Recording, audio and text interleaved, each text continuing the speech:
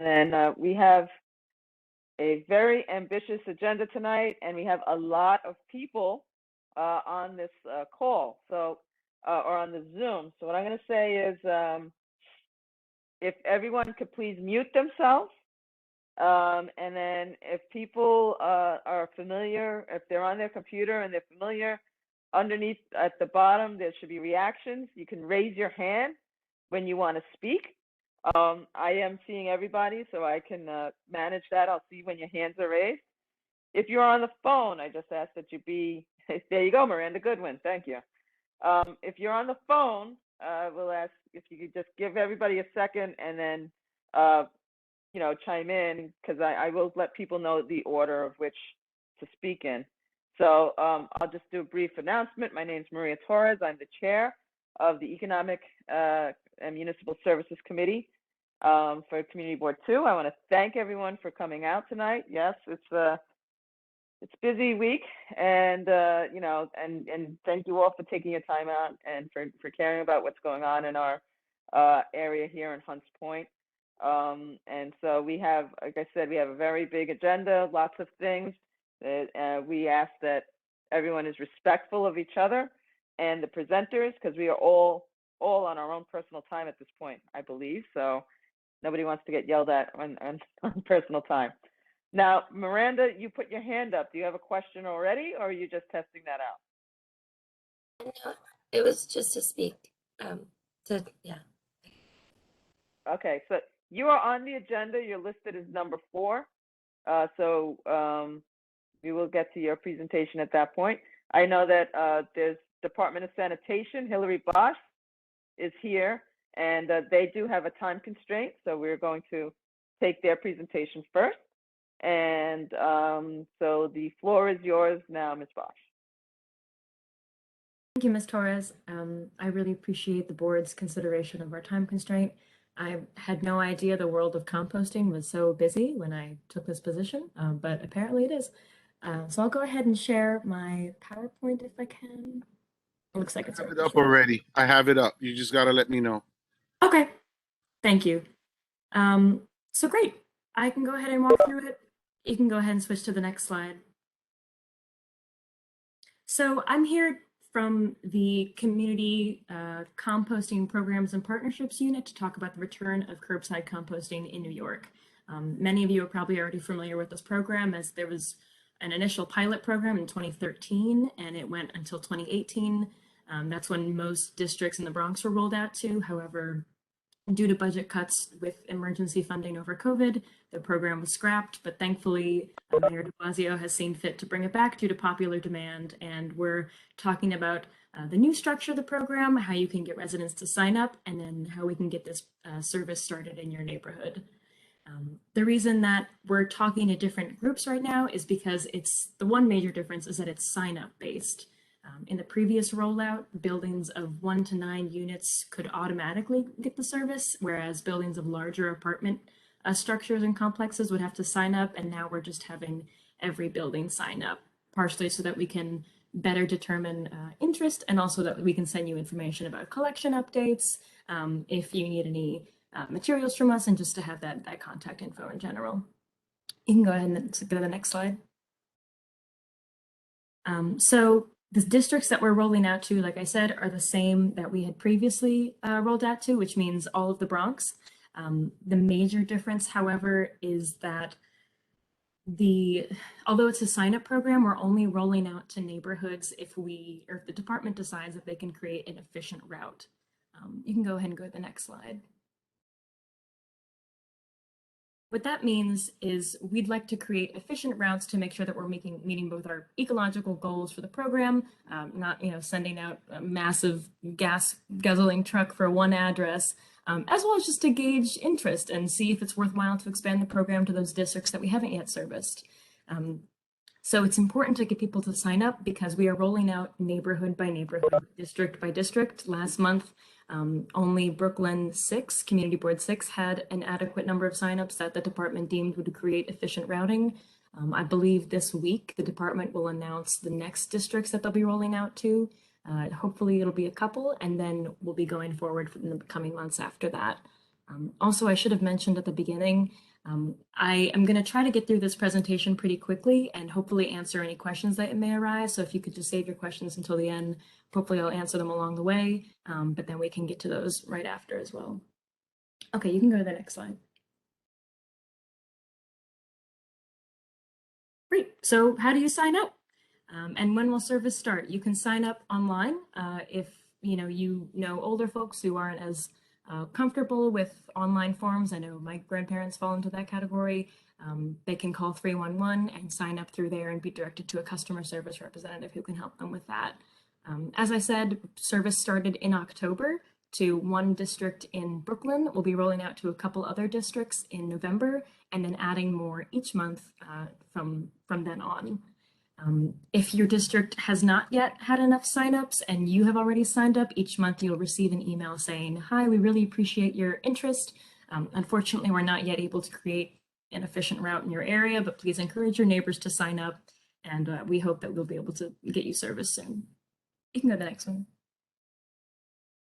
This is just a brief overview of those dates for those month-by-month breakdown that I mentioned of when the cutoff will be when they start reviewing the signups that we've received, when you'll be notified if you're on a route versus if you're still on the wait list, and then when that service will start. Typically, if you're added to a route, they'll let you know 2 weeks before you start, so they can bring you the bin, give you all the educational materials, especially if you're in a really big building, and answer all your questions about collection that you need. You can go to the next slide. This is probably the biggest question that we get, and also the one that I don't have an exact answer to, which is how many signups does my neighborhood need to get service? For better or for worse, I tend to believe for better. It does vary based on the community district. It's based on geography. How widespread is the district? For example, one community board in Brooklyn is maybe twice the size as an area in the Bronx, but half of the housing density. We take that into account. We take into account the number of residential units that would potentially be serviced in each building, in addition to the number of signups. However, the number of exact signups is the number that we put on our website if you want to go look at the statistics broken down board by board. Like I said, that reflects the number of signups. It doesn't reflect the number of residences serviced or the number of addresses. It's just purely based on people that completed the form. So it's not a reflection of where we'll be going next month by month. Please keep that in mind, but it's a fair reflection of the interest that we've received in each district. Sure. You can go to the next slide. Why Compost? It's a great program. I can talk about either side of it. There's, the high and mighty environmental reasons because of landfills and methane gas and all those larger issues that everyone cares about, but it's difficult to apply to your day-to-day life, especially when you have to save your food scraps in the freezer to keep them smelling. So typically what I tell people is that it's actually better for your neighborhood. These bins have a rodent-resistant latch. The plastic that they're made of is very sturdy, and if you quarantine, that word, about all of your scraps into one spot, it'll actually prevent critters from getting in and all of that. I just got a notification that my computer is about to shut down. I hope it doesn't do that. So what I mean to say is this has been condoned by the Department of Health as a way to keep your neighborhood healthier, to deter rats and pests because it keeps everything in one central location, locked down, and reduces waste to landfills. The city shipping your waste to landfills in Ohio and South Carolina is very expensive. And all compost that we collect is managed in the city, either in Staten Island or in Queens, or at a number of other locations that we're opening. You can go to the next slide. What goes in the brown bin? They say if it grows, it goes. Any food scraps, even in the curbside one, this is kind of different from the food scrap drop-offs. Meat, bones, burgers are allowed, any yard waste, even coffee filters and tea bags. So anything that's, we used to say the word organic or used to be alive, basically, can go in there. You can go to the next slide. If I live in an apartment building, so like I said, all buildings of all sizes would need to sign up. However, if you live in an apartment building and you are not the one who manages the waste as a tenant, we would need an authorized rep from your building to sign up in addition to you, or rather in place of you, either or. That means a super, a building manager, a managing agent, someone like that that manages the waste, that can sign up your building and enroll and vouch that they will monitor the participation in the program. If you don't know your super's information, or you feel like they may not be open to it and you're not comfortable reaching out to them, this is something that's happened in the past, you can sign up and our customer service team will reach out to them on your behalf. They may contact you for their information, but they're happy to do that for you if you don't feel comfortable doing that. Okay, you can go to the next slide. Small building, yep, anyone, any size. If you're in a small building, you don't need that authorized rep. You can just sign up. You can go to the next one. Nonprofit or community garden, yep, you can also sign up. It's a little bit different from our residential program, but it's still eligible, and we encourage nonprofits, agencies, and institutions to sign up. Also schools, we have a preschool sign up, and we can direct you to our schools team if you either work at a school or you have connections at those schools. You can go to the next slide. All right, service details. Like I said, once you sign up, you'll be in our database, and the sign up model has been really helpful for us so far because we're able to get in touch with you if there's a service interruption or if we can't find your bin. And after you sign up, the team will keep you informed when you are added to a route versus if you're not added to a route. They'll also let you know when your collection day will start. They'll let you know what day of the week, and then they'll bring you a bin, and the bin will be filled with all kinds of fun educational materials and signage and ways to let your building know, especially if you're in a larger building, to let people know how to participate. They will collect this once a week on a set schedule. Of course, if there's a holiday, like all the rest of your trash, they'll follow it the next day. And these bins, like I said, we provide them to you, and there's a latch. They are very efficient if used correctly, and I'll talk about that a little bit more next, but you can go to the next slide. Brown bins. If you still have your old bin, please keep it. If you don't have one, we'll bring one to you. Typically, we recommend that for units of 1 to 9, you only need a 13-gallon bin. But if you're in a building of more than 10 units, then you can request a couple 21-gallon bins. Those are our two sizes, 13 gallons and 21 gallons. But we'll work with you if you feel like you need more or you need less, depending on participation in your building. You can go to the next slide. I lost my bin, or I never got one. Let us know. We'll bring you one, or we'll bring you a new one. Sometimes the sanitation workers like to throw them. I don't know why, but we've had reports of this. I think they're just busy people, but let us know if that happens, and we can bring you a new one. Also put your address on it. That's a tip I learned from them as well. You can go to the next slide. Yep, bin will be delivered to your home once you are added to a route. If you haven't yet been added to a route, they won't bring that to you, but once you get that email, they'll set up a time to bring that over and have it delivered to your home. Yep, you can go to the next one. How do I find out if I'm eligible? All the Bronx is eligible. You're all set, and everyone can.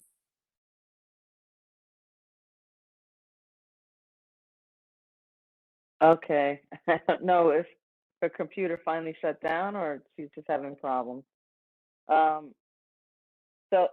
I just very quickly, more housekeeping, I just want to remind everyone who joined us after our initial announcement, please don't forget to sign your name in and your information in the chat.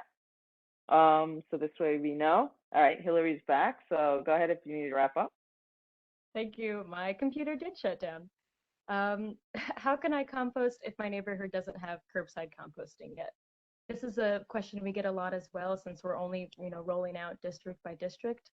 However, we do have an expansive food drop-off location program. This means buckets around the city where you can just drop off your food scraps on the way to work. The Bronx specifically has a great commuter program where these bins are typically located in places where major subway stops are, especially the express trains. And you can go ahead and find that on our website. If you go to the next slide, I think there should be a map. Yep, there it is. You can click on those and it'll tell you the hours that they're open and then the materials that they accept. For the Curbside program, we run a massive compost facility And because of that, it's able to process some of the harder materials that some of these smaller locations may not be able to take that compost on a smaller scale. Specifically, if you participate in curbside composting, we can accept meat and bones, but some of these smaller locations do not accept bones. So just please be sure to check online the hours that they're open and also what items they accept, because it would just be a bad day if you have to lug around some bones on your way to work. But you can go ahead and go to the next slide. Can I get free compost? Yes, absolutely. We just went to Fresh Kills last week and bagged a bunch of little 1-pound bags. Community groups can either request these large 40-pound bags of compost if they have trees or community gardens. And we also have smaller events where we just give away bags of compost in the community. We're definitely looking to do that. We have a bunch ready to go. So I put my email in the chat. If any of you know events coming up in the community, we've been to farm stands, green markets, just grocery store corners to either table about this program or to give away compost. You can please let me know, send me an email, or learn more at that website there. You can go to the next slide.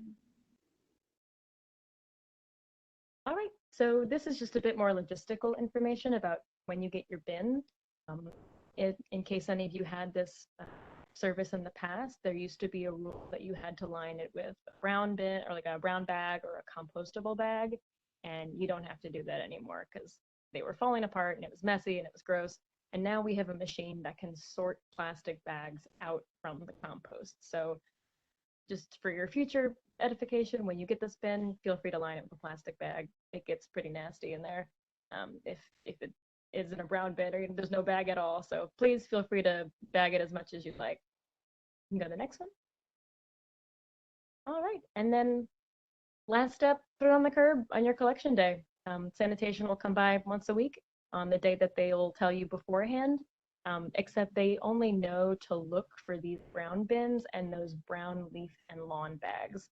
That little white bin on the right is a kitchen container bin that some people use to put their compost in, so that you don't have to bring it outside every time you cut the ends off a carrot or something. But please don't put that on the curb. They might not recognize it as compost and may just chuck the whole thing. So please be sure to put your food scraps in that brown bin once your building has it, or if your building doesn't have it, then you can bring it to a food scrap drop-off site. And I believe that's it. That's everything. That's the end of my PowerPoint. If anyone has questions now, I know that was a lot of information. Basically, you can sign up online. Service has not expanded to Community Board 2 yet, but if we get enough signups, then we can make an efficient route there. Thank you so much for having me. Okay, thank you, Hillary, and for all the adversity you went through to finish your presentation. Thank you very much. I see that Monique, you had your hand raised. Do you have a question? I do have a question now. Hi, Hillary, how are you? Hi. So I noticed you said that if you are interested and you live in a building, that you would have to possibly have someone that represents the building to come on behind you. And if you needed help with that, you get a call from 311. If they deny that service, once a call has been made on your behalf, what is the alternative for the individual tenant? Is it to go to the drop-off site? What if they're immobile? How can they, what's the contingency for them to still get it where they live, if that makes any sense? Right. Thank you for asking. That's something we've definitely ran into before, where tenants in a building are very interested, but the management's just not interested in promoting this program. In which case, I would say the best alternative is those food scrap drop-off sites. I wish that we had a program that could not mandate, but make it more eligible, like you said, to people who are not mobile. But right now, all we offer is the curbside program and then the food scrap drop-off program. And then if that's not possible, they can always just send it in their normal trash. Thank you. Okay, so thank you for that presentation. I don't think, is there any other questions? Anyone else? Anything? Okay, I know that my organization, the Point CDC, we used to have some bins that we were participating in that last time around. I don't know, we don't have as many people in our building as we did before, but we'll see if we can rejoin that as well. So it is a good service, and we should try to reduce our scraps, and anything to bring the rat population down is always good. Yes, agreed. And like I said, if you have any pushback from your building supers, or you just you yourself have questions, or your neighbors have questions, feel free to send them my way.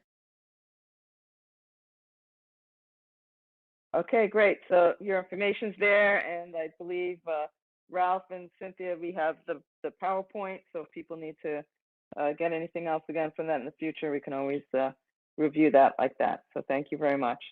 So it is 6:25. I had a request from Miranda Goodwin, Rob, to do a presentation. She also has to leave at 6:30. So there's only 5 minutes left before that time. But I know we do have to make an announcement if we are switching the agenda in any way. So I always defer to these Robert rules to Bobby and Ralph. What do we have to do? Miranda could give her presentation in 5 minutes, and then we have the rest of the night for our very good friends at both state and city DOT. What do you guys think? That's your call, Maria. At this moment, you don't have quorum. I'm looking now at the participant list. So it would be your call, and if Bobby, I guess agrees with it, if you want to just move items around on the agenda. But I just need a point of reference to say that we are joined by Malik Wright, who's the Chief of Staff for Assemblymember Burkos. So it's up to you. Maria, that's not a problem with me. You could swap it over if she has to leave. Swap it over. And you're right. That'll give us more time to deal with the other two issues. Okay, so Miss Goodwin, Miss Rob, I guess you have 5 minutes. You could give your presentation. Hi, everyone. I'll only take 2 minutes. I'm here with the Independent Redistricting Commission of New York State. So as some of you probably know, as community board members, redistricting happens every 10 years. So when I talk about redistricting, I'm talking about congressional lines, state Senate lines, and state assembly lines. So this is the first year that marks New York State has what we're calling the Independent Redistricting Commission. So it's a bipartisan commission made up of 8 members that are appointed by leaders from the legislature, and then those members chose another 2 members themselves. So that's 10 commissioners. They have a really wide breadth of experience and knowledge about New York State and different communities throughout the state. And the phase that we are currently in is that the commission has published drafts on our website. So I'd encourage you all to look at the drafts, look at the plans that we've proposed, and give us your feedback. So this is really the reason I'm here, is to tell you, to look at our drafts and to tell everyone to look at our drafts and to get feedback. The point of the commission is to get input from the public. That's why this is different than the way it's been done in the past, is that we really want this to be a process that, everyone feels like they're a part of, because this will be, the district lines for the next 10 years. So it's really important to us to hear from people, and especially, members of this committee. I think, with elections, everyone talks about vote tripling, right? Everyone tells 3 people to vote, things like that. So if all of you could tell 3 people about the commission and, that this is going on. We're having a hearing specifically for residents of the Bronx. That'll be on November 9th at the Bronx Works Gymnasium. And yeah, does anyone have any questions before I go? Maria, can I ask a question? Sure, Bobby. Go ahead. Just one question. I looked at your membership of your 8 members. From my recollection, I don't see anybody there that's from the Bronx. How would they know how to draw these lines? Well, one of our commissioners, she's currently a professor at Fordham, and has a lot of knowledge about communities in the Bronx. So, but that's also that's exactly why I'm here, is we need input from all New Yorkers, especially if you think our commission doesn't represent your community, which, I hope that we all, we do have a lot, again, like a really wide breadth of experience on our commission, but we want to hear from you, right? So tell us what we need to know about your community. You can draw us a map. You can take a Google Maps screenshot on your phone and, use the finger draw tool and tell us, you know, the places that keep your community together, the neighborhoods that you have things in common with, you know, what you share with your neighbors, whether that's a language or shared industry or shared economic interests. We really want to know what keeps communities together and where the line should be drawn according to its residents. So. And these locations that you're gonna have the meeting at, that's a set location. There's not additional. No, that's the set location for the Bronx. Yeah. Okay, thank you. Okay, any other questions? Great. So if you just go, sorry, if you on our website, if you just go to the participate tab, we accept all kinds of feedback. You can upload, you know, you can upload maps, written comments. You can write us a letter, anything like that. So thank you so much for your time and have a great evening, everyone. Okay, thank you. All right, so moving on, we'll go back to number 2, and we have the state DOT. We'll give a presentation, an update on Hunts Point Phase 1 and 2 construction project. I know we had a preliminary meeting with them. I did it. I was fortunate enough to sit on with the assemblyman to hear about some of these things, but I think it's we still have more questions, and so hopefully more people can hear about what's going on. So I believe is Snehal, Mr. Shah, are you going to be presenting? So, Ms. Maria, good evening, everyone. I am not presenting anything, but I will give you an update on both Hunts Point projects. Thank you very much. It's twice in a week. We met with the assemblyman and councilman and you and everyone in the room also with Ralph and Mr. Prespo. So both projects, the Hunts Point project is a total 3 projects, total value of $1.7 billion. It's started in 2019 and it's going to finish sometimes in 2025. Out of $1.7 billion, we have a $1.1 billion worth of works going on right now between the Hunts Point 1 and Hunts Point 2 project together. So both projects are right now is under construction and both are on schedule. With that said, I will break it down and go one project at a time. So Hunts Point 1 project. So we started Hunts Point 1 project sometimes in October of 2019 and it's supposed to be finished in March of 2023. We are well under construction and we anticipate to be finished sometimes summer of 2022, the majority of our construction work, and last closeout work will be in the last few months of the 2022, early 2023. But at that point, community impact or the traveling peoples passing through the Hunts Point 1 corridor, we start from a Hunts Point Avenue to the eastern limit of Elder Avenue and the Sheridan Boulevard will be complete and will have permanent roadway. Now I'm breaking down on Hunts Point 1, we have like a 7 major element.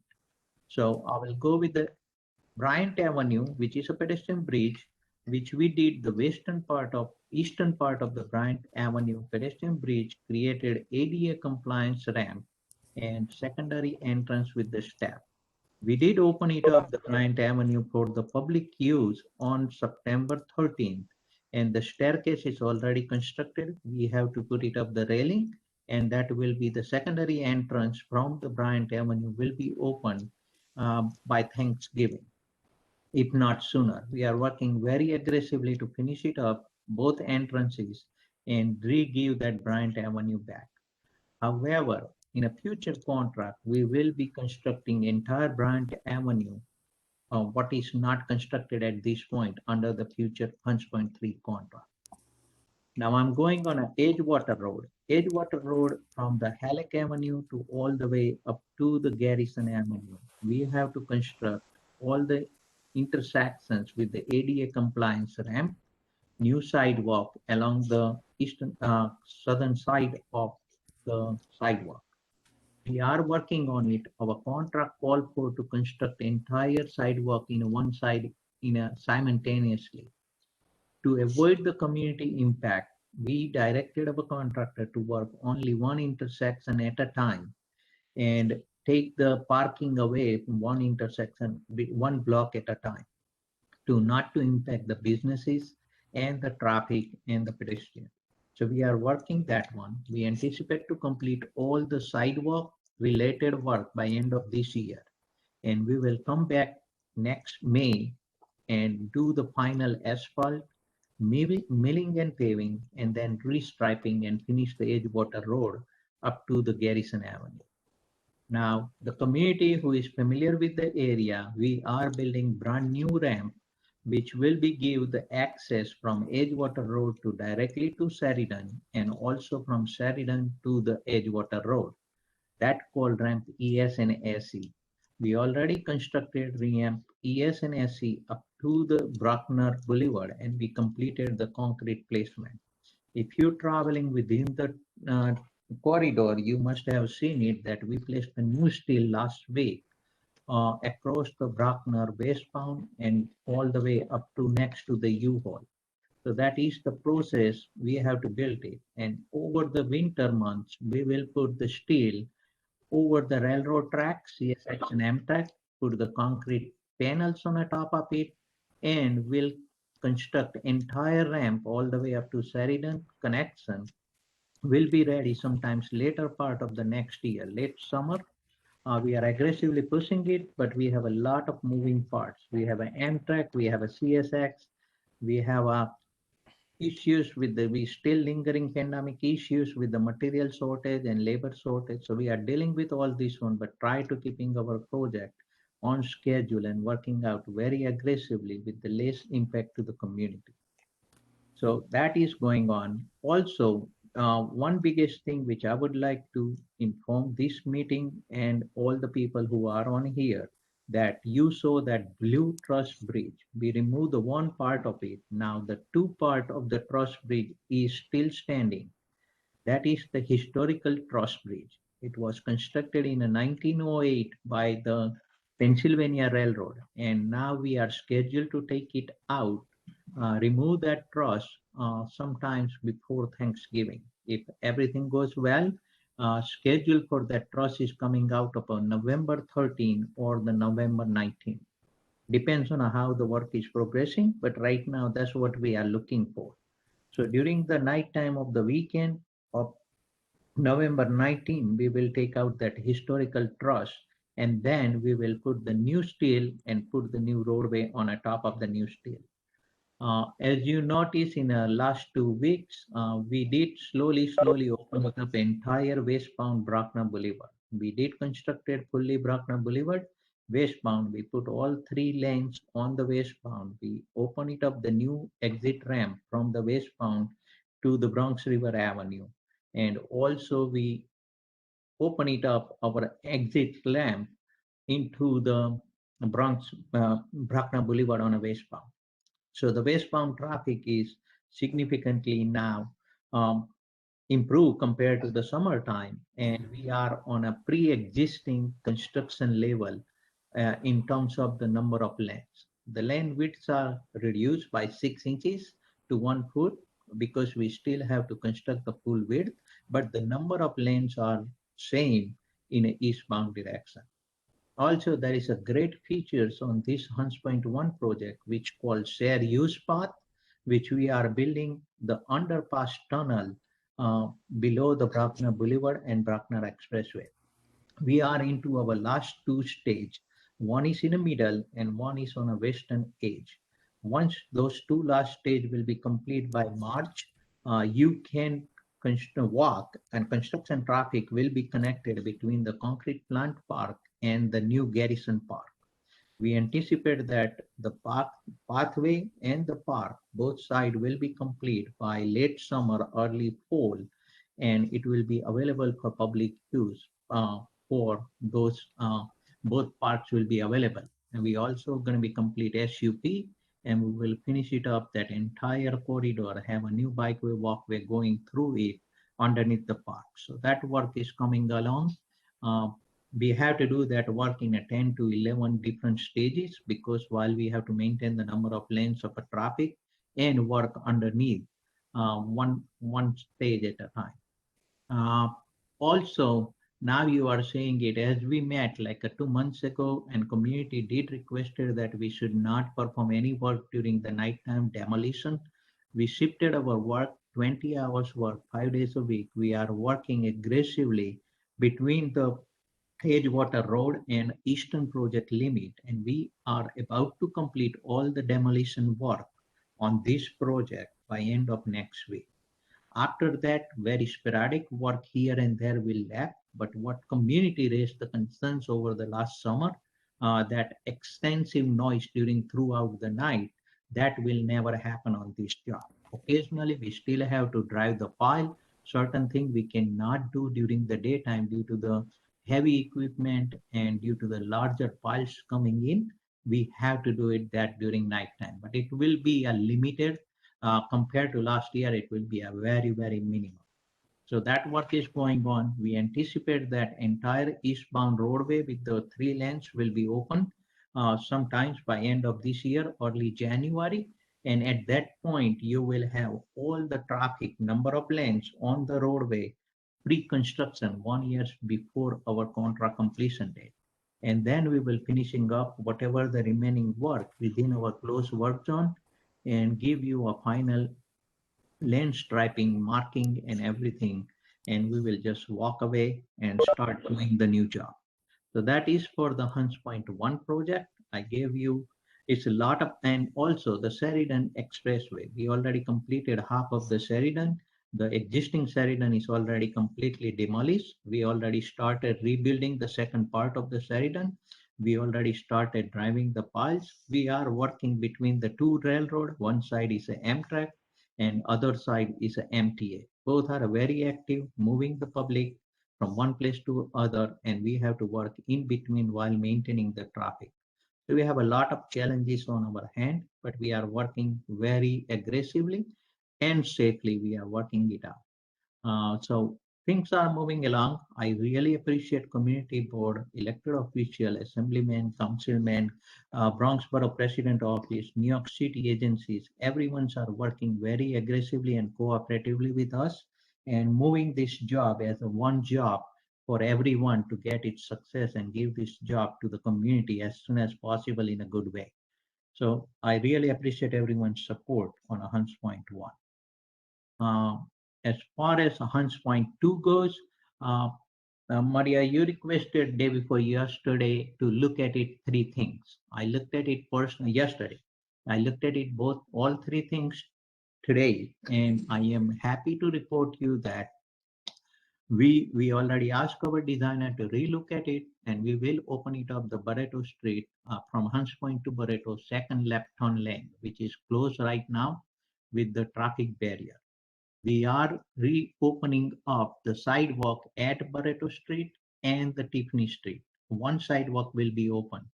I just want to ask you or just informing you that when we want to do our permanent work over there, at occasionally we may have to shift the people on the other side of the street or the second intersection next to it, either Hunts Point or Tiffany when we are working on a Barreto, or we are working on a Tiffany, we will shift the pedestrian on Barreto. But it is my goal, and I understand what you just said yesterday, we will open one sidewalk on a Barreto and Tiffany and open the second left turn lane. So that way, little bit congestion can be reduced on those streets. As far as work goes on a Hunts Point 2, the phase 1 work is going on very well. We are working from RFK Bridge to all the way up to Barreto Street. However, we are building our new construction of the new deck upstairs from Southern Boulevard to all the way up to Barreto Street. And we are constructing new entrance and exit ramp from the Brockner Boulevard at Leggett Avenue. So the Brockner Boulevard exit ramp will meet at Leggett Avenue, and also the new ramp started from Leggett Avenue goes to the Brockner Boulevard. We are reconstructing about 760,000 square feet of a new concrete deck on the upstairs. You also saw it downstairs. We are constructing about 38 new columns will come out. New pier caps will come out. You will see it. If you are driving on a westbound roadway, you see all the columns and footings are coming out for the new exit ramp from Bruckner Boulevard to the Leggett Avenue. And the same way, new entrance ramp will be start building it up. We anticipate that both entrance and exit ramp will be open for the service of traffic sometimes late next year. I am not here to publish any kind of a schedule, but just giving you the roughly time frame. So works are going well. Now, the biggest concerns which community and elected officials raised to us in the last 2 weeks among numerous meetings, and I continues looking at it, the traffic congestion problem. We did eliminated some of the work which we anticipate to do it these 2 months or 3 months. We just remove that work and give the additional longer length of the entrance ramp at Whittier Street and also at the new entrance ramp at the Bronx River Avenue. Both ramps are seems to be working and allow the people to get into the expressway. Also, I opened the second lane on the Bruckner Boulevard uh, between the Whittier Avenue and the Bronx River Avenue exit. That allow me to flush out some of the traffic. I just strongly request, it is my request, humble request to the community, and we will send out the notice to the market people and the community both. And I would like Ralph, you and Maria to distribute every homeowner that do not use Whittier Street in a wrong way. It's not safe. Is traffic congestion issues creating. And apart from that, I requested NYPD. We are paying roughly $5,000 a day to NYPD to just to post it between 2 p.m. to 7 p.m. Just to make sure the people are using wrong direction are not continuous use. We are not issuing any ticket. They will not issue any ticket this week. But starting next week, they may start issue the ticket, and those ticket will be $2,000 to $4,000 fine, 6 points on your driving license, and mandatory court appearance. As far as I know, if you are entering a do not enter street in a wrong direction, that's a major felony, and people should be aware about it. I don't want to hurt. I don't believe in a punishment, but I also believe in a safety, and people should not use it. Second thing is I did requested again yesterday after our meeting about 12 posts from Southern Boulevard to all the way up to Barreto. In every major intersection, we requested the TEA. But as I said to the assemblyman yesterday, that we are competing TEA resources with the other New York City major projects going on. So when NYPD will provide me the resources, I have no problem paying it and have them to be on a post. But if they have no resources, I am working hands in hands with the community, cutting down my work and giving more area for a car to go in, so that way we can able to have a smooth transition. I am working with the city DOT right now, looking into the bike lane between the Barreto Street and the Longwood. That bike lane is going through our work zone, and if we can able to detour that bike route to the Barreto on a both sides, we can take away that, then that will give the enough storage space for 2 blocks for the eastbound traffic. Is not my decision. It is something New York City DOT has to decide, because I don't want to take away the bike and create the uproar on it. But that is one of the options. We are looking into it with the New York City DOT. And I talked to City DOT OCMC, and they will reach out to the Bronx Borough office and see what we can do to facilitate the traffic congestion. That's it for my update.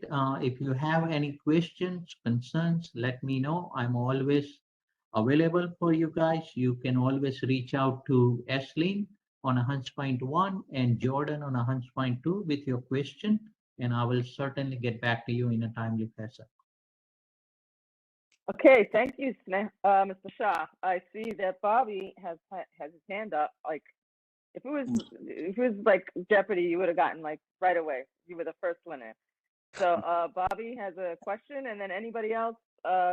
Again, as I mentioned in the beginning, if you're on your computer by the little emoji face thing, there's a raise your hand option. if you can use that, I can then kind of figure out who to call on next. Okay, so thank you. Go ahead, Bobby. Thank you, Maria. Mr. Shaw, yesterday when we had the discussion, we had stated that we needed additional TEA agents. Today, again, I'm going to a doctor's office appointment, and again, today was worse than yesterday because there was no traffic agents at all on Bruckner Boulevard. I believe I have some residents that are on that have experienced the same thing, have not seen any TEA agents. I don't know what you're going to do about this, but something, something tragic has to happen before the city then says, and the state says, you know what, we got to do this. We got to put safety out there. I understand that you got safety on your mind, but obviously you're talking to deaf ears because nobody is paying attention. There is no supervision of those TEA agents that are supposed to be out there. There was none on Edgewater. There was none on Bruckner. There was none on Veretto. There was none in any of the corners that we're supposed to have them, not to mention the ones that we are requesting. I spoke with the inspector yesterday. As per your request, he is going to start having the radio cars move, all the double parked cars going southbound on the Bruckner Boulevard. However, from what I saw today, the problem is not on the southbound, it's going northbound, going towards east on Bruckner Boulevard, and there are no traffic agents at all, at all. And I know that city DOT is on. Keith, are you on? I'm sorry. Keith? Yes, I'm here. I want to Sorry. ask you a question. Can the city have a stop work order to the state for not complying with the safety issues of the community? I'm not quite sure I understand the question. Can city DOT give a stop work order to the state DOT because of safety issues? There are a tremendous amount of safety issues. He's talking about one sidewalk being created, one walkway to be created for residents. We have a school on the side of Bruckner that has kids. We have 5 HRA divisions in the banknote building. We have all of these people walking back and forth, and they got to play dodgeball with the cars because there's no sidewalks. Is there any way that city DOT can give a stop work order until they rectify these issues of safety? I don't know the answer to that question. Honestly, I don't know. The state is working on their infrastructure. I know that we have the ability to dictate lane closure hours, but it sounds to me like Chanel is working with our OCMC, which I know he is because I'm on some of the emails, to get additional agents out there. So, and as he explained, the problem isn't necessarily the state contractor. The problem is really a lack of traffic enforcement agents with the police department, right? There is a human resource problem with the NYPD traffic enforcement agents, right? And, the agents that come to these events, the state's paying them to be there. And they're working diligently to open as many lanes as possible, as quickly as possible. But if the police department traffic enforcement doesn't send the manpower that they need to send to adequately move vehicles through the intersections, the state is really stuck in a terrible situation. And unfortunately that, cascades down to the local street network, which ultimately affects the community at large. So it's not necessarily the fault of the state. and forcing them to stop a construction project of this magnitude, I don't think is not going to resolve the problem that we're having. We need to get more manpower to the police department and to to become traffic enforcement agents and get them out there. I understand what you're saying. I understand what Mr. Shaw is saying, but can somebody please explain to me how on Bruckner and Zariga, they always have 3 traffic agents every day. On Bruckner and Brush, they have 2 traffic agents every day. On Westchester and Hutchinson River Parkway, they have 5 TA agents every day. I do this, I know this because I travel through that whole route to go to my doctor's appointments and to take my wife to her doctor's appointments. And every day there are traffic agents there. How is it that, why is it? Because of the income level of this community that we get less attention than Board 10 and Board 11? I mean, really, because that's what it's beginning to look like. Seriously.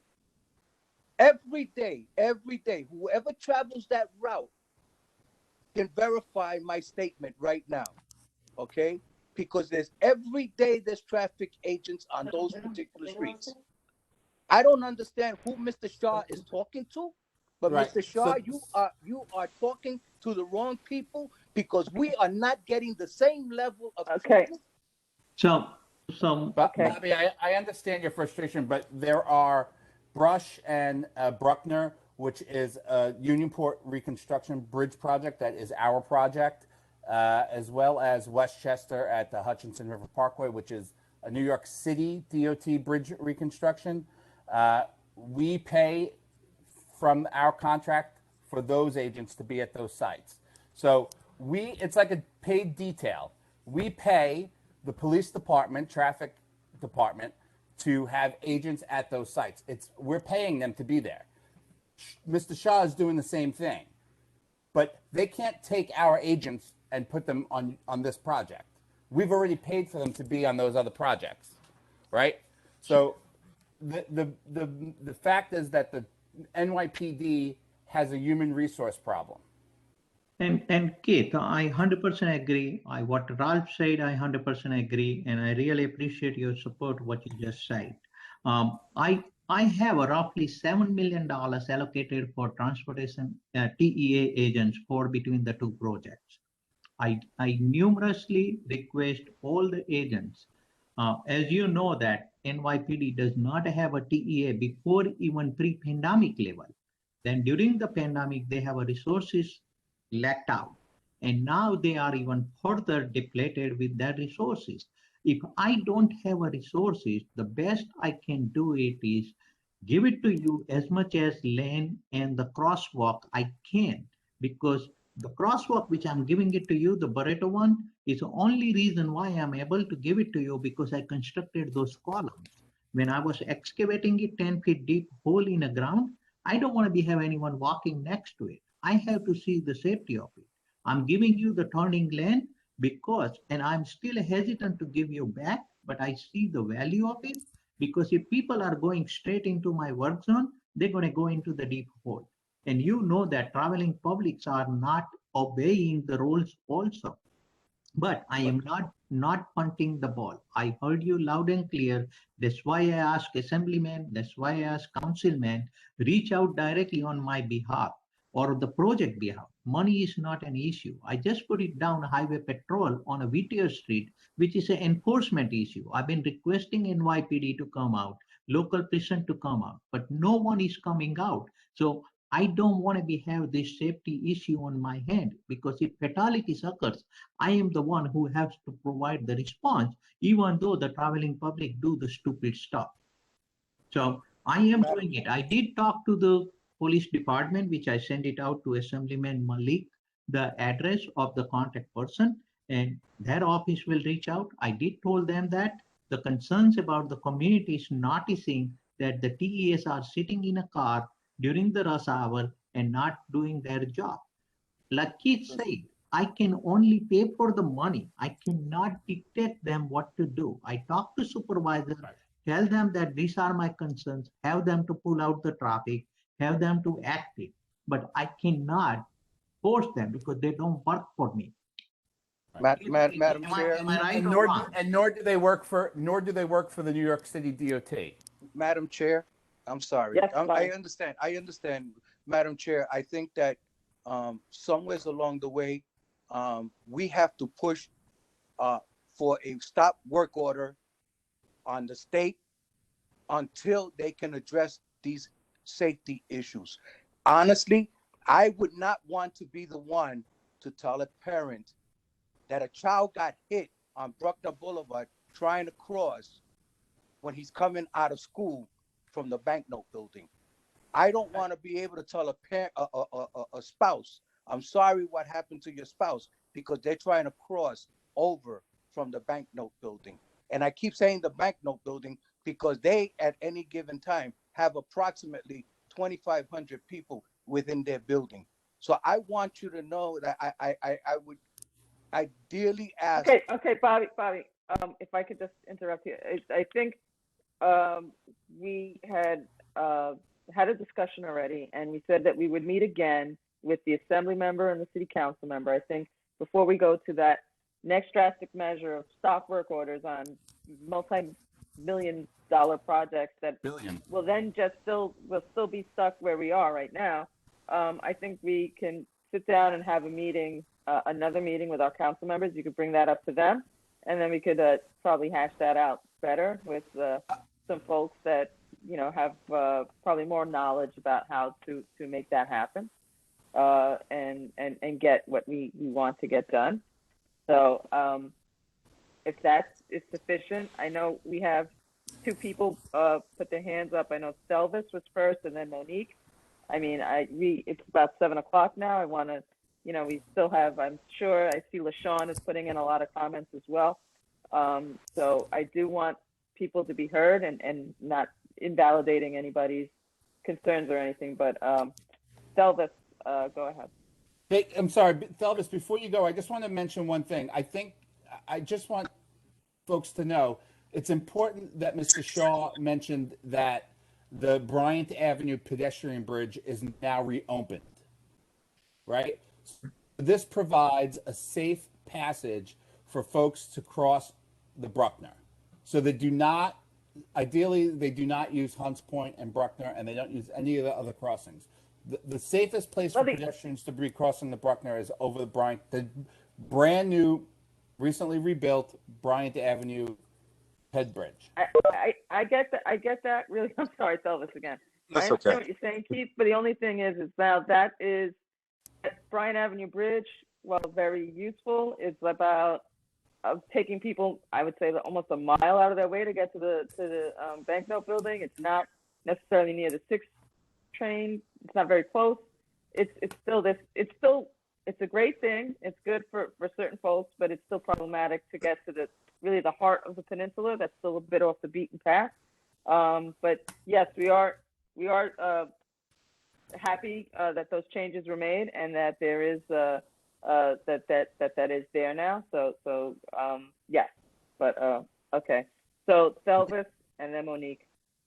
Okay, just really quickly, thank you. And Mr. Crespo, I certainly echo your sentiments, and I think wanting a stop order is just merely out of the frustration of protecting the community. So I really echo that sentiment, number one. And just number two, just curiosity. Oftentimes I'm traveling 7 p.m., sometimes 6 p.m., think of rush hour. And I've experienced 2 times last week. Didn't see any traffic agents. So I was just wondering, what are their hours of operation? So we have a traffic agent's order for the positions. What we have is a Bronx River Avenue, Edgewater Road, Whittier Avenue, and also wherever they are available during the 2 shift. We started at 7 o'clock, so they come on a post around 7:30, and they stay all the way up to 6:30 to 7 p.m.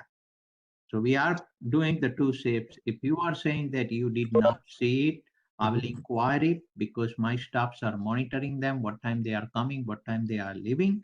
And we should have those open discussion with the TEA staff saying that you must be on the job site during the rush hour when you are coming on the job.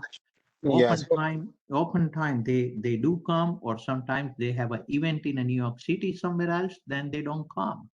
Okay. And those are the issues which we are dealing with it. But certain thing is that we will certainly talk tomorrow with the NYPD and see that what we can do to improve their presence and have their presence noticed by the traveling public.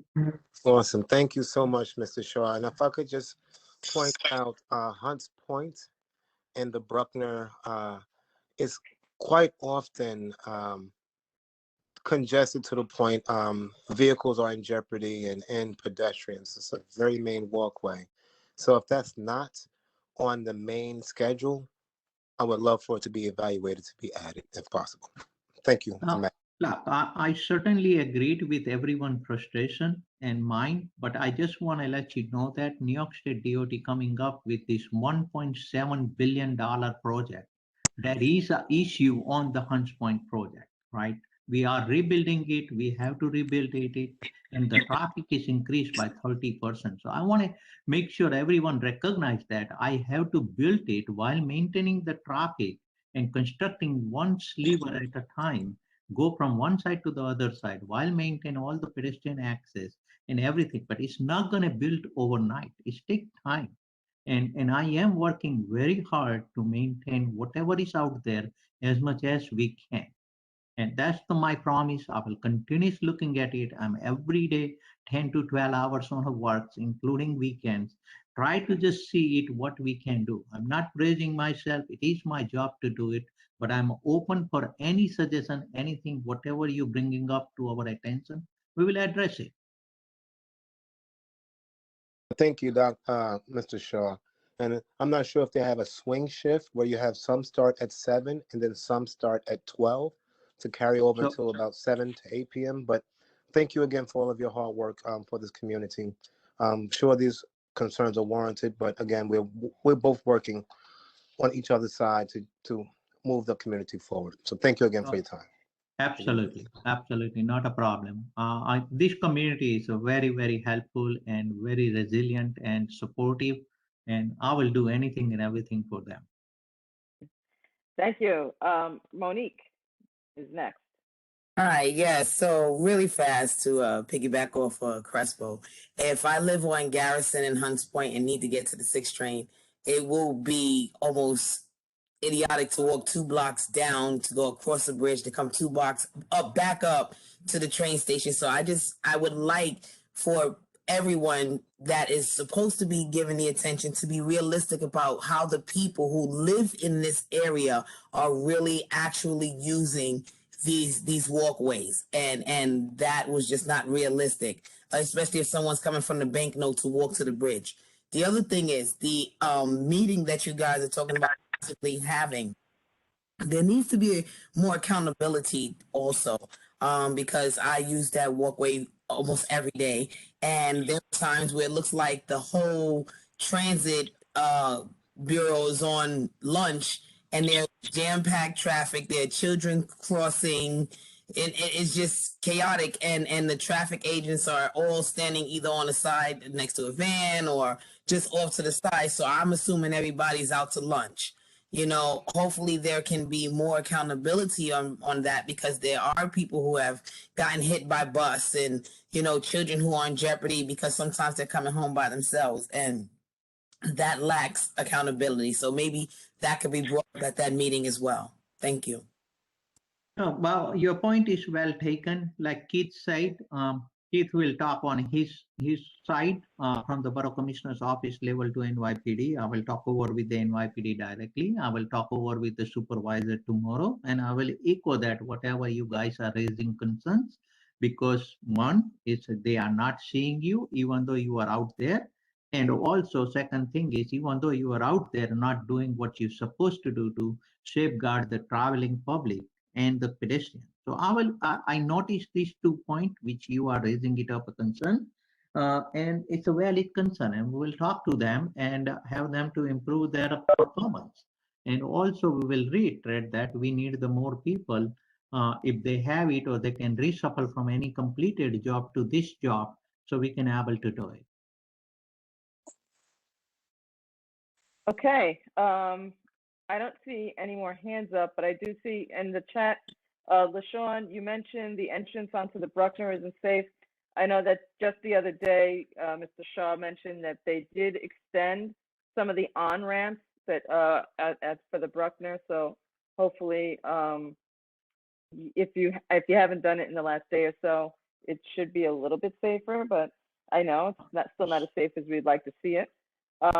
So that's going on. And okay, I see Raymond Arroyo. Welcome. Has a question.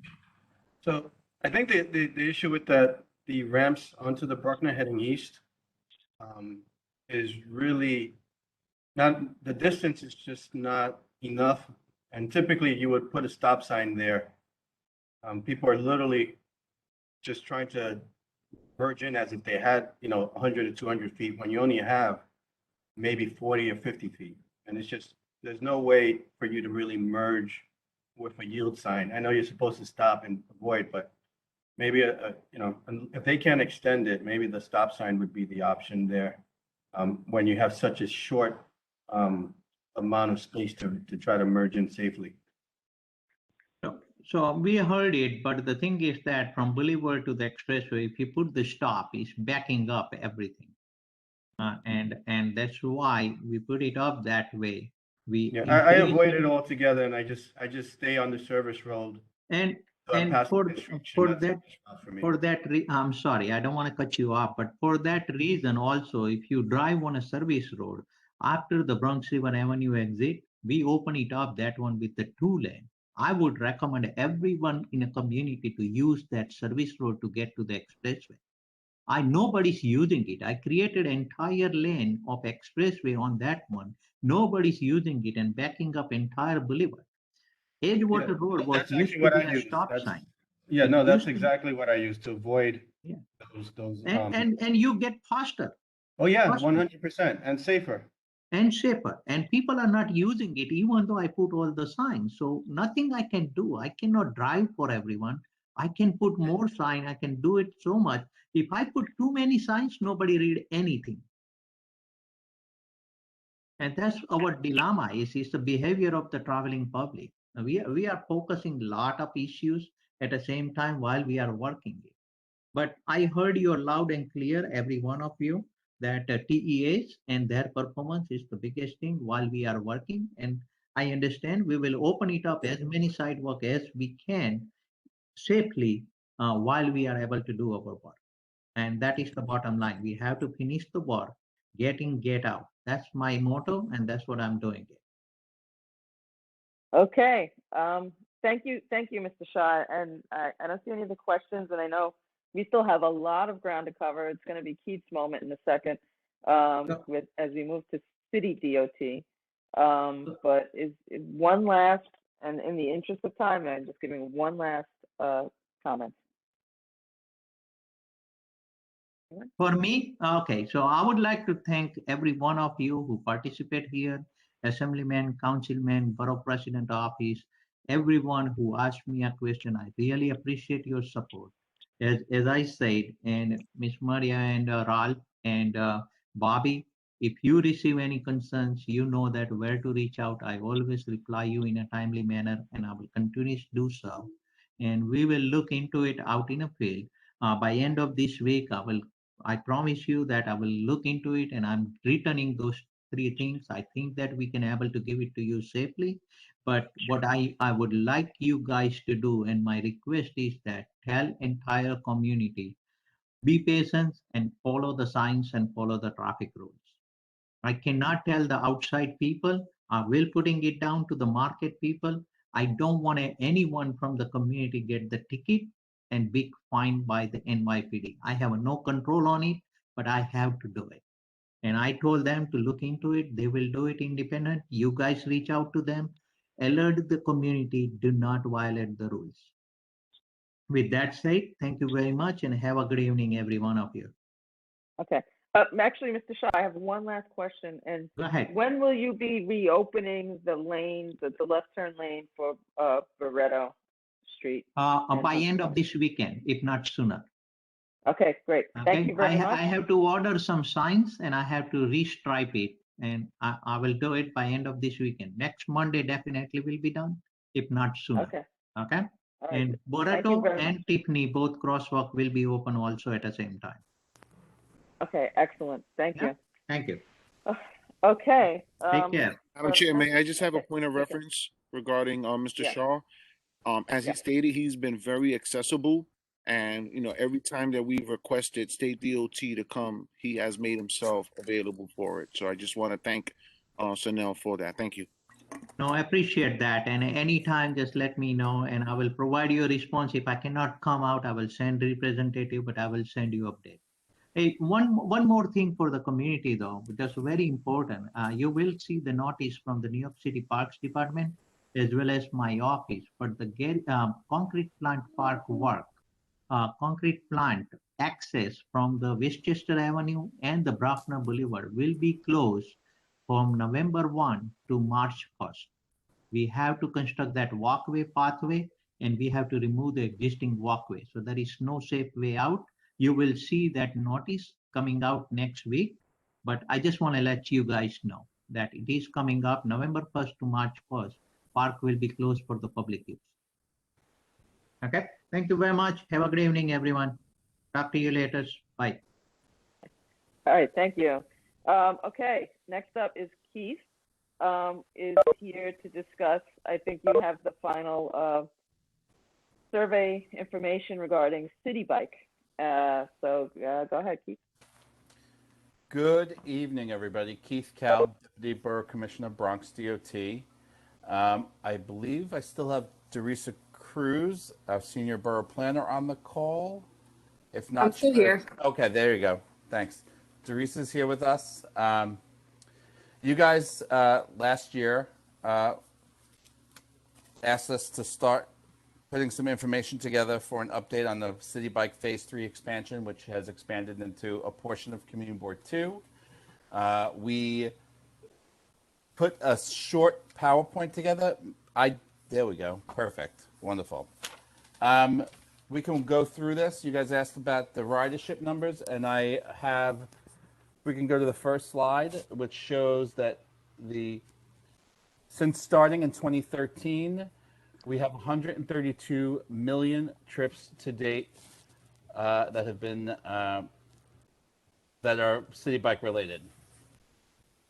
This is 20.6 million trips in 2020, and matching the time high set in 2019. So that's a lot of trips, City Bike.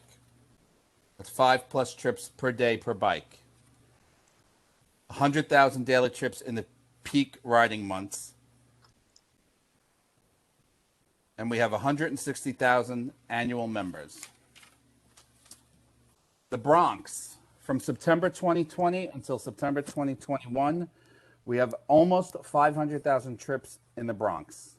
Keith, do you want me to move the slides or? Oh, yeah, move the slide. Sorry, I should have been Just paying let me closer know. attention. Sorry about that. Right, okay.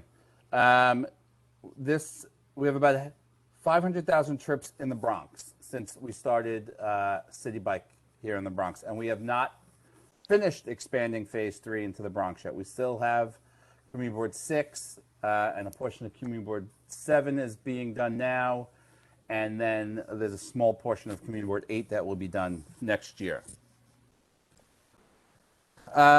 We have about 55,000 plus trips starting or ending in Bronx Community Board 2. That's a significant number of that 500,000 trips. 15,000 trips started and ended in CB2. In the Bronx, we have 263 total stations. 23 of those stations are in CB2. That's about 9% of all the installed stations in the Bronx.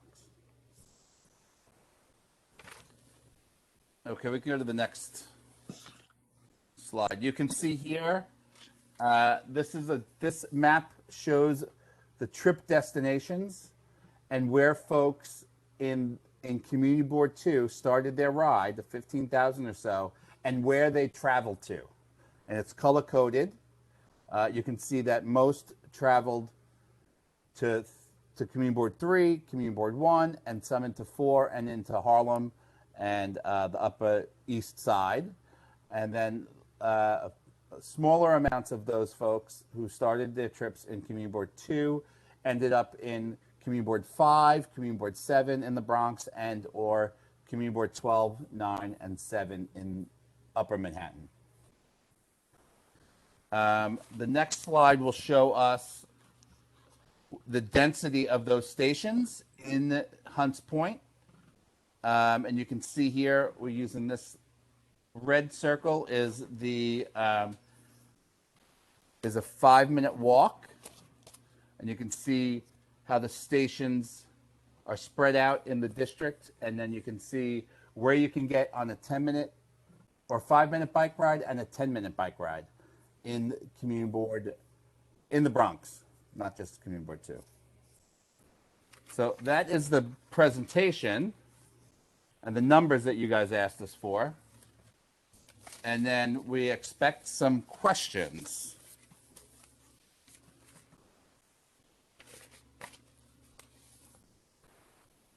Okay, all right. Nobody has their hand up, but I guess I'll start it off. So you mentioned there are 23 stations in Community Ward 2. But my question, I think the question for me, because I understand and I support City DOT's concept and what you're trying to get at with City Bike, and I think it is important that we do try to not rely on our vehicles as much. Those of us who can, try to start doing these things. However, at those 23 stations, I feel like some of them, right? Because that's just where they're located. Then within each station, you have how many portals for the bikes. So there's some stations, like, for example, I could talk about the one around the corner from me, Garrison and Monida, where there's about 21 stations for bikes, where that feels really excessive when we have another station on the corner of Hunts Point and Lafayette, and then you have another station on Garrison and Fail Street, I believe, and then you have another station further down by Hunts Point Park. So you have a lot of areas, and this one has a ton of bikes. Do you know like how many bikes are used or taken from each particular station, or that's not possible? I don't have that information. How many bikes are taken from each station? Now remember, the way the system works, it's a first or last mile connection.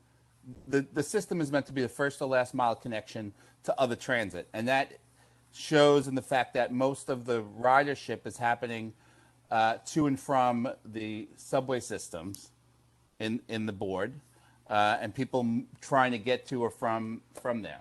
And you can see how if we go back to where the stations are on that other slide, you can see that they're in they are clustered closer to transit because that's where most folks are going, right? And that's where most folks are coming from. And they should be within 3 to 5 minute walking distance from each other. So if one is getting utilized more, then we could adjust the station size and make it bigger. If you have recommendations on where we need to provide more bikes and more open slots for riders, we're open to that. But we're not seeing underutilized space. So remember, if somebody takes their bike to a location and it's really being utilized a lot, and all the spots are taken, they have to go to the next nearest station to lock up their bike, right? Or continue their ride. So if the stations are too far apart, then people are not going to return their bikes and they're going to get charged for the duration of that ride, right? So you only have 45-minute or so ride each time you disengage a bike from the rack. Okay, so I guess my question is, so the one on Garrison, that's 21 slots. Is there a way to pare it back so that it's 16 slots instead of the 21, and maybe get a spot back? Because, we here, and again, in terms of parking and so forth, we have HRA is right around the corner. We have schools, we have, all sorts of things. And so it is a bit of a jam in this area, and to lose all of those spots, I mean, if we could recover anything, that would be really helpful. Just because I feel like I look at other ones and there's not 21 ports. This one has a lot. So I was just wondering how we can do some sort of trade-off in terms of that at the other spot. Maria, 21, I think, is our smallest unit. No, What I don't think other so. location do you have that has less than 21? I'd be interested to know. I would say the one on Hunts Point and Lafayette. I don't think that has 21. And the one by the school, by the park, I don't think has that much. The one on Garrison and Field. The one on Garrison and Field does not have 21 either. Yeah. And okay, so you want us to look at Garrison and Monida and shrink it. Yeah. And then make the ones at Hunts Point and Fail bigger?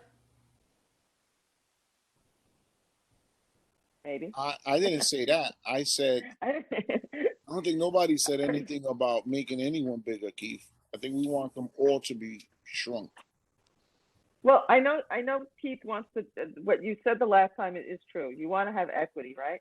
So you want the amount of units that we have here to be equal to the units in CB1 and CB, so on and so forth. So yep. I understand that, and I think that is important, and I'm glad that DOT is thinking in those terms, right? Because then we get the short shrift of everything, as we always do. So this is the one time that they're actually trying to make sure that we are kind of equal to all our other counterparts in the city.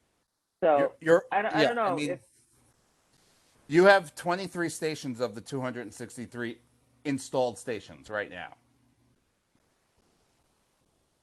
I think the thing that makes it difficult too for a lot of people is the fact that it's on the street. When you look in other places, they'll have some of them on the ability to put some of them on sidewalks. And maybe I don't know. The other side of the street of Garrison and Monida is a parking lot, right? So there's just all this fencing, for the parking lot. I don't know. Maybe there's somewhere else, another area that there's bigger sidewalks, or the ability to put them on that, and I'm not saying I have the answers. I was just hoping that you guys would look into it. I know I'm talking a lot. I normally don't like to talk this much. I like to just run the meeting. But I saw that David and Bobby. David had his hand up first, and then Bobby. So I'll just kick it to David, who's with the newspapers. Go ahead. Hi, Keith. I'm just wondering if there's anywhere to get more detailed data than this, whether just like specifically within CB2, or I think Maria asked about per station data. You said you don't have that, but I'm just wondering if there's anywhere to find like more of the raw data, or just some of the data that went into this presentation. I'd have to go back to our city bike folks and find out. Okay, so it's not published anywhere? I have like, again, I'd have to go check with our city bike folks. I'm sure that we have open data on our website. I don't know if this information is on there. I would assume it is. That's it for me. Okay, Bobby. Yeah, Keith, I'm not really going to ask the question because Maria already said it all. That I told you I've got like 5 stations surrounding my block. I think you guys got it in for me. And each one of them is about 23 slots. And all we're asking for is like the one on Westchester and Prospect. It could have been done across the street where it's got a wider sidewalk, and you could have put it on the sidewalk and we wouldn't lose no spots. On Longwood and Southern Boulevard. You put it on the side where the restaurants are at and the dry cleaners and all of that. You could have put it across the street where the precinct is at on the sidewalk, and we wouldn't lose no spots. I think that all we're asking for is that, you know, you're taking a lot of parking spots, and this is a community that has cars. Why should they be penalized in not having parking spots and probably creating arguments because people are waiting for spots, you know?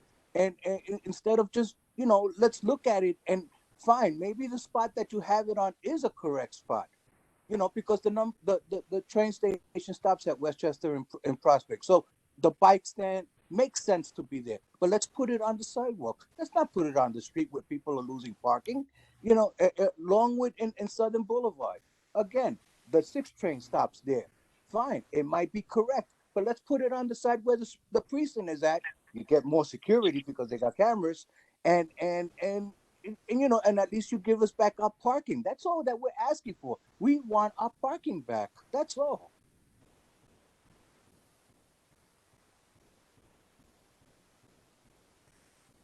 Hello? I have a question. I just need some clarity here. I just wanted an answer from Keith. I didn't get one, Ralph. It was not. It was more of a statement than it was a question. Well, Bobby, if you want to rephrase it as a question, if you wanted me to put it in a question, why can't we put it on the sidewalks where it makes more sense? There's more space to walk through than in the streets where we're losing cars. Right. We 100%, when we did the workshops and the outreach for all of the implementation of the city bike, when we came to you guys last year, and we did all of the citing, we definitely focused to try and get as many stations on the sidewalk if they fit.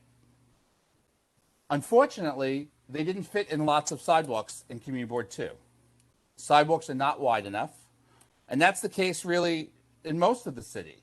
The sidewalks in New York City were not designed with the thought of the number of pedestrians that we have and the bike stations fitting. So they don't fit.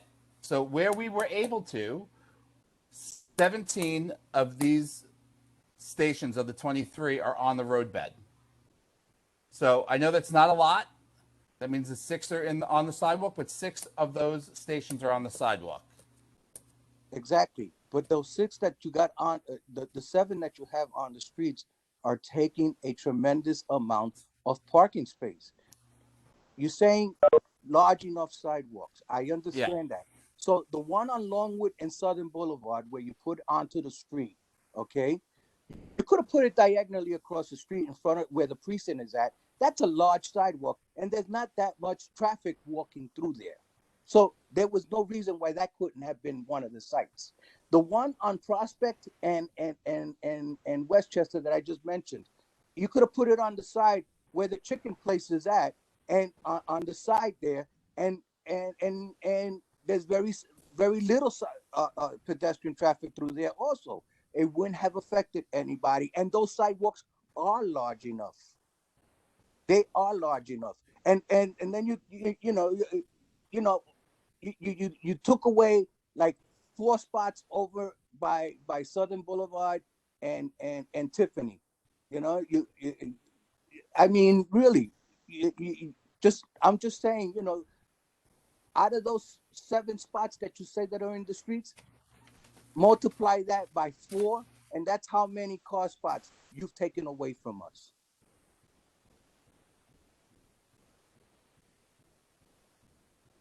That's almost 30 spots that you've taken away from this community. And I would like to see. He said he spoke, he don't even. Excuse me? I think somebody by accident was off mute. Okay. Keith, if there's anything, then I know there's Ralphie has his hand up as well. Listen, if Bobby, if you want to set a meeting up to go walk and look at these locations that are concerns of yours, we'll take a look at them. Sure. But we did an extensive outreach process for this. We asked for your feedback before any of these stations were installed. We tried to install as many stations within the 3 to 5 minute walking distance to transit areas, which we tried to do. I think we tried to save as many parking spots as possible. I understand you tried. I understand you tried, but I think, and I'm not going to call you a liar. I'm not going to say that, but I do know that there's been many concerns about when you keep saying that you've spoken with the community, that you planned this out with the community. I know that Ralph has told me that the board was never involved in that discussion. And so, let's, I'm not here to debate. I've had enough debates this whole week. I just want to see some resolution to getting our parking spaces back and seeing what's the possibility of getting, put these things on the sidewalk instead of on the streets. That's all.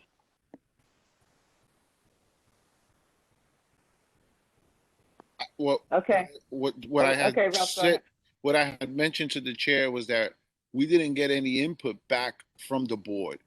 That's, DOT did reach out to us regarding this, but we never got back Several times, many times. Yeah. All right. I have just a couple of quick things here, Keith. How many other community boards have the city bike program? Right now, 1, 3, 4, 5, partial in 7. It's gonna we haven't completed 7 yet. 6 will get next year, and a piece of 8 will go in next year. Or that's like half. That's like 6 you mentioned there, right? Yep. So we're only 10% of those 6, correct? Of the currently installed. We're only 10%. It's important to remember that you're 10%. That number is going to go down because the total number of stations in the Bronx is going to increase. Correct. We're still a relatively low number, right? 10% is a relatively low number because, we're dealing with another 5 boards. That's 90% in between 5. They're all up in probably the 15 to 20% range, correct?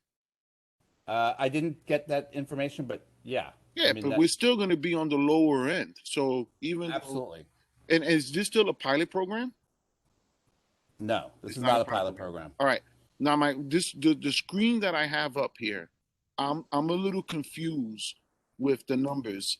You got to explain this to me. The 55,000 trips starting and ending, and then 15,000 trips started and ended. What's the difference there? Is it 55,000 or is it 15,000? The key word is and.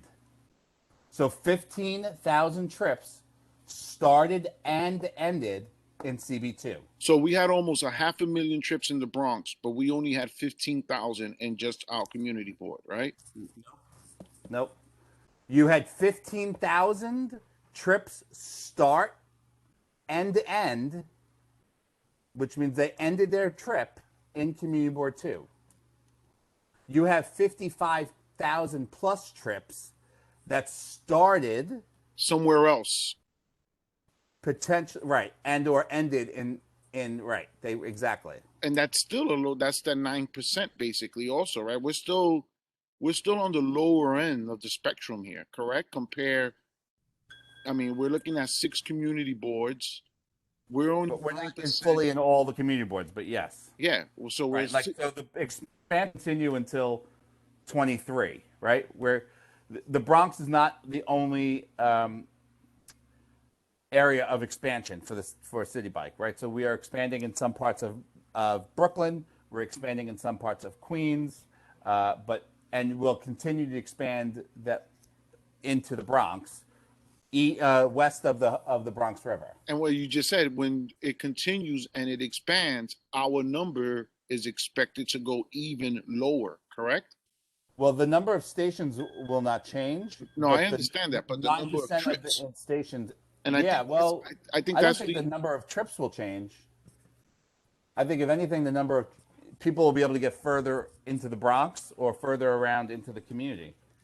But it's still, right now, with the 6 or 7 community boards, it's still 490,000 trips in a borough. And we're only at the high end number here, 55,000. that's like 9%. So it's safe to say that we are one of the our board is one of the lower users of the city bike program, correct? No, I don't think that's accurate. I think one thing you have to say is that at this moment, right? And Well, yeah, you're comparing apples to oranges, right? So you're assuming that the other boards, your board isn't fully covered, right? We don't cover the rest of the point, right? We only really cover the residential sections of the point, and we don't cover the industrial area. Now, in Community Board 1 and 3, we cover the entire boards. Yeah, that's fine. I understand that. I'm just looking at the numbers that you're providing us here now. We have 23 stations and is 9% of the total number of stations currently, right? In the Bronx, currently in the Bronx. Right. So that 9% will definitely go down because at some point, your 23 stations is going to stay the same because we're done installing in Community Board 2. Right. But that 263 number is going to go higher. Right. No, I Because understand that. we're still going to do Community Board 6. Right. We still got to complete Community Board 7. We still have to start on Community Board 8. Yeah, meaning that 490,000 number is expected to go up. The number of trips in the borough. Of course. But let's look at the numbers right now from what you're providing for the years of 2020 to 2021 in September's, right? Right. 55,000 out of the 490,000 is like 8 or 9%, right? I don't think that's an accurate percentage. I'll do the math. Okay, yeah. I just also want to say I'm not sure if we can really go by this. So per se, I mean, first off, 2020 we're still in the pandemic, and so there's still not as many people out as much, as well as winter months.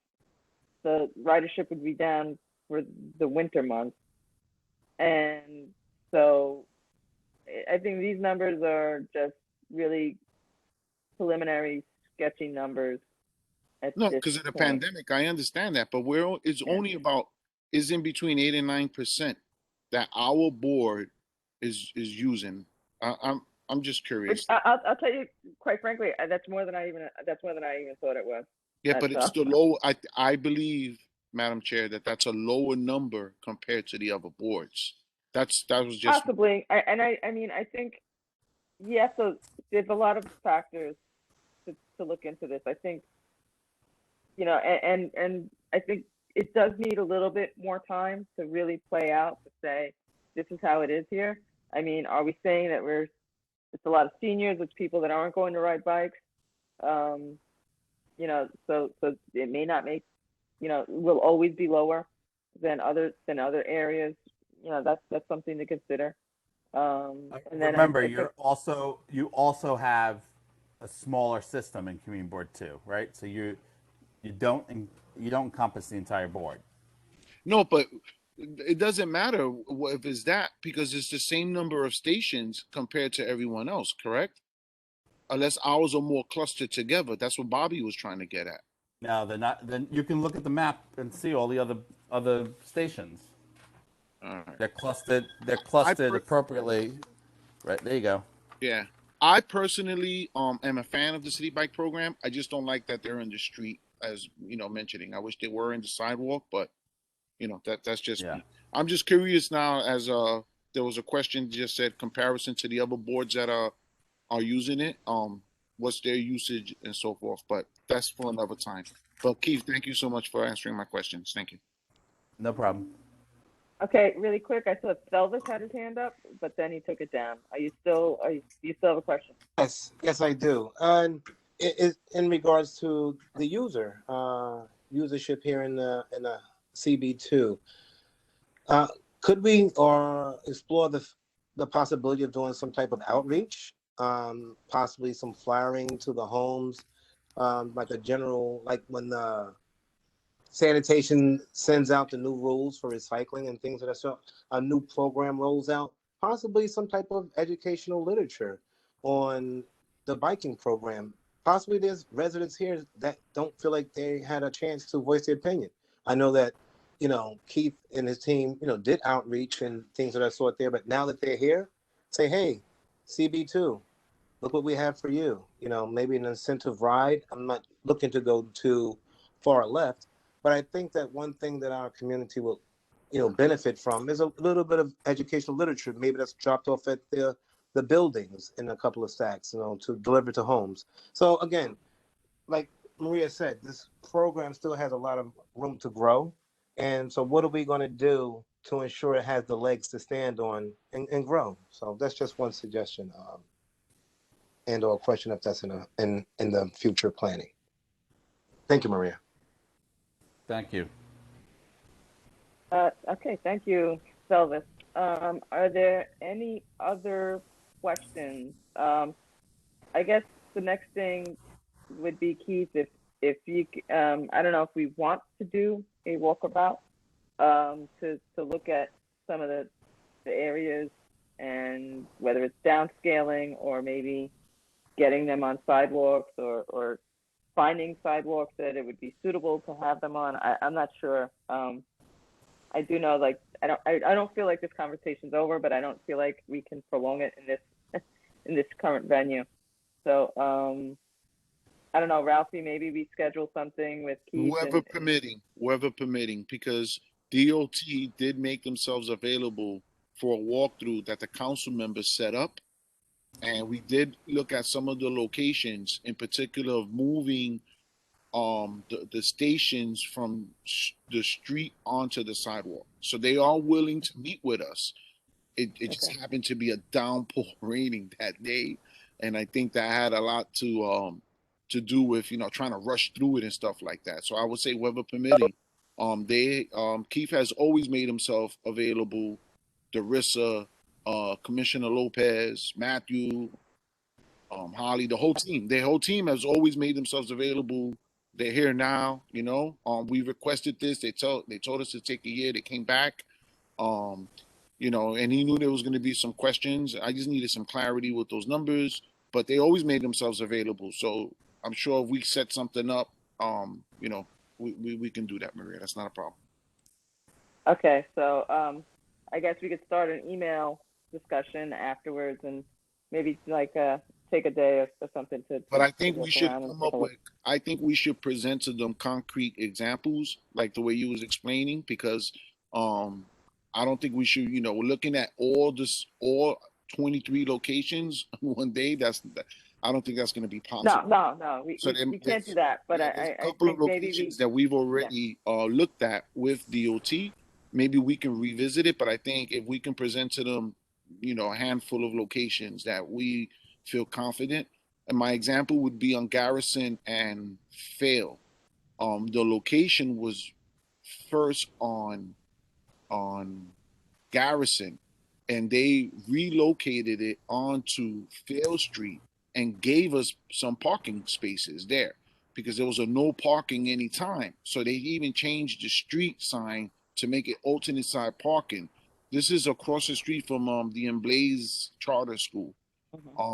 So DOT did, meet with us, and there was a compromise made, and it worked out for the benefit of the community. And they still had the number of parking spaces for their bikes, and we actually gained one parking space. We went from 3 parking spaces from Fail to 4 parking spaces right on the corner there on Garrison. So yeah, we can do that though. All right. Yeah. So we could start passing through some emails, and we can take a look at that. All right. I would, sorry, let me interrupt, but I would be very interested to find out what locations are less than 21 bike stalls. And you're saying that's the lowest, Keith? Is that the lowest? That was my understanding. Yes, that's the lowest. No. If there's one there's others that have less, I'd be interested, Maria. If you have other locations that have less than 21. I think in our chat, David mentioned the one on Barry and Tiffany Streets are smaller, and then I think I said Barry and Tiffany Street. Yeah. And I want to say that the one by the Hunts Point Park might be smaller as well. I have to check.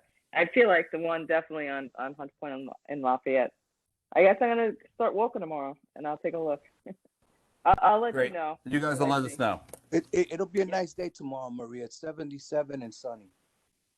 Yeah, Friday too isn't gonna be too bad. So yes, I'll get out there. I'll get Yeah. to it, Bobby. If Keith can remember the day that I did it with them, it just started. It started out cloudy, but then it just a major downpour came down, and it really interfered with us looking at other locations. But they were out there with us. I thought they became the postman.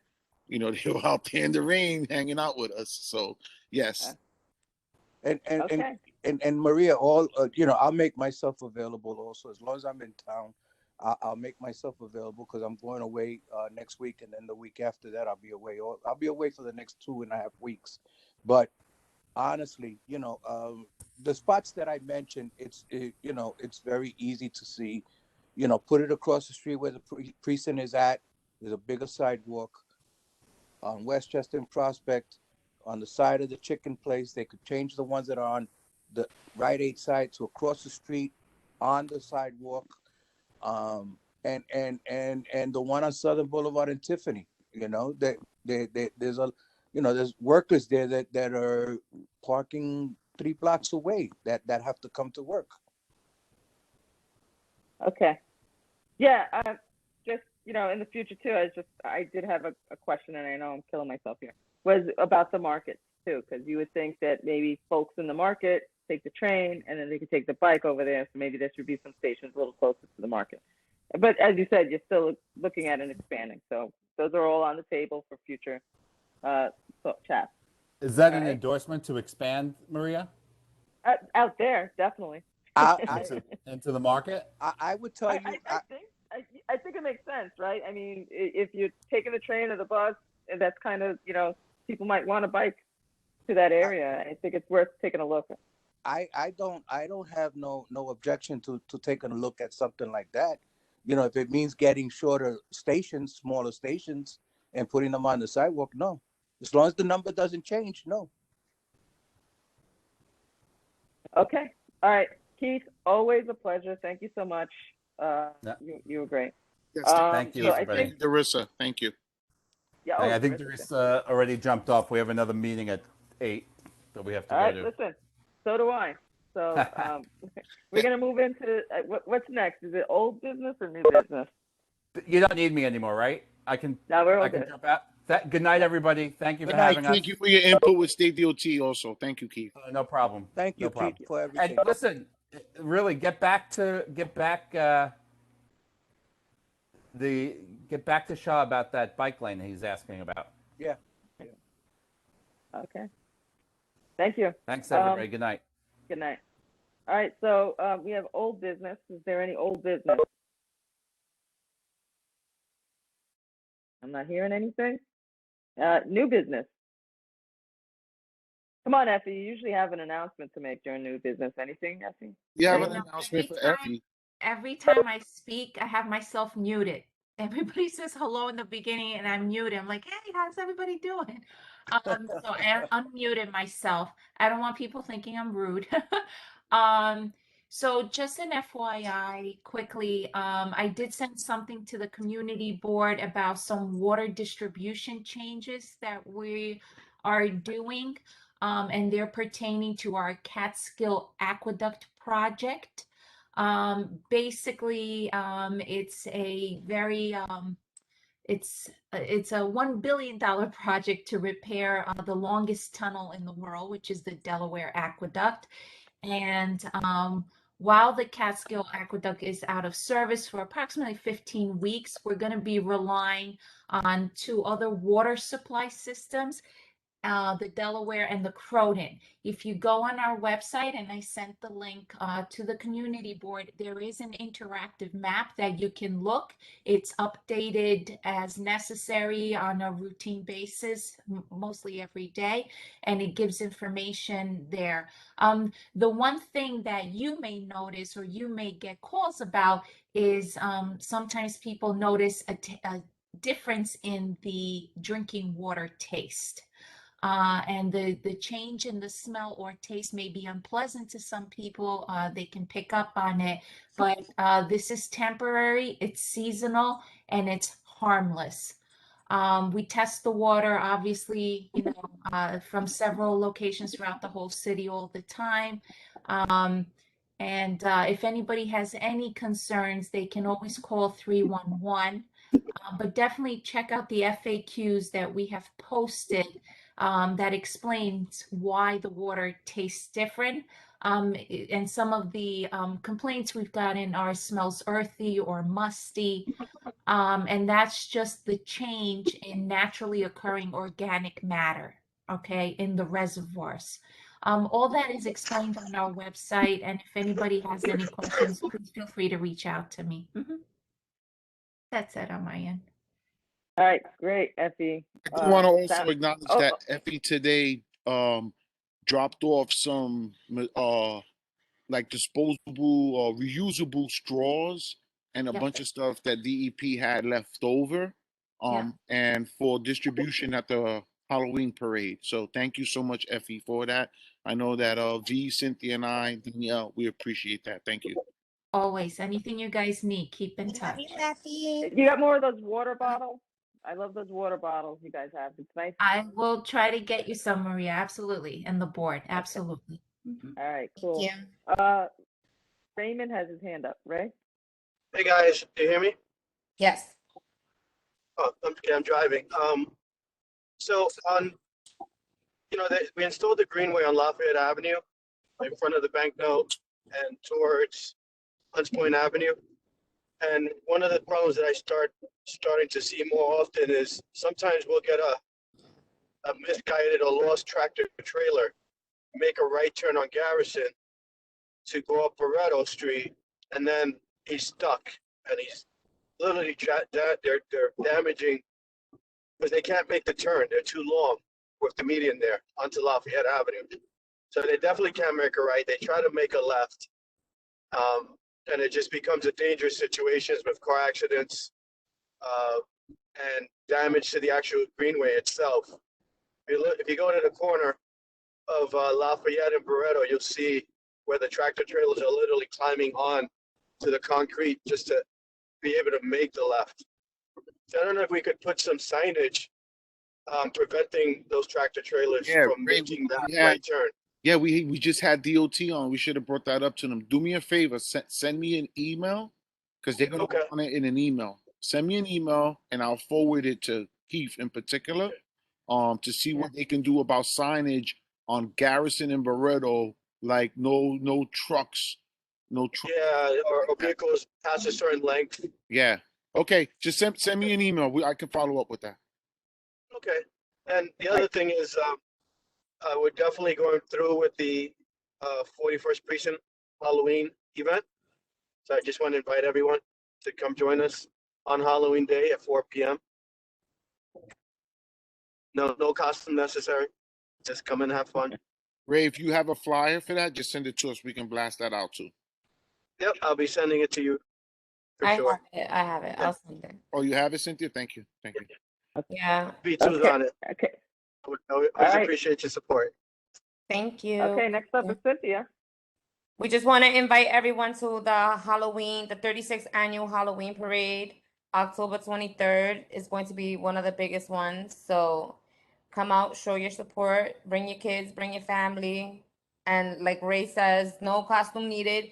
If you do not have costumes for the kids, we are having a face painter on Simpson an hour prior to the event, so you can do that with them.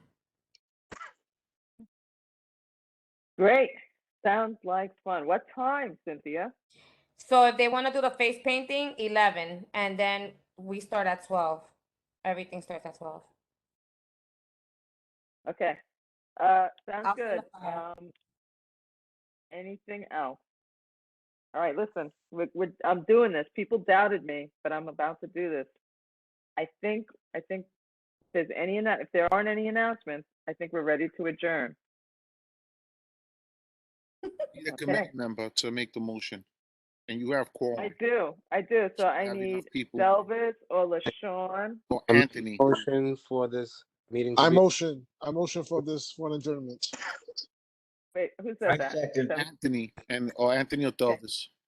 Okay, so Anthony and Delvis seconded. All right. So on that, all in favor? Aye. Aye. Aye. Aye. Okay. Aye. With that, this meeting is adjourned, and it is at 7:58. Madam Chair, Oh, you yes. did a great meeting, especially with the timing. 7:58. Let's go. Thank you too, Bob. Yeah. You did good. I worked it. It was my first, and it was a really good meeting for my first meeting. So Bye. thank you guys. Yeah, me too. In a long time. guys. All right. Good night, everyone. Good night. Okay. Good night, everyone. Take care.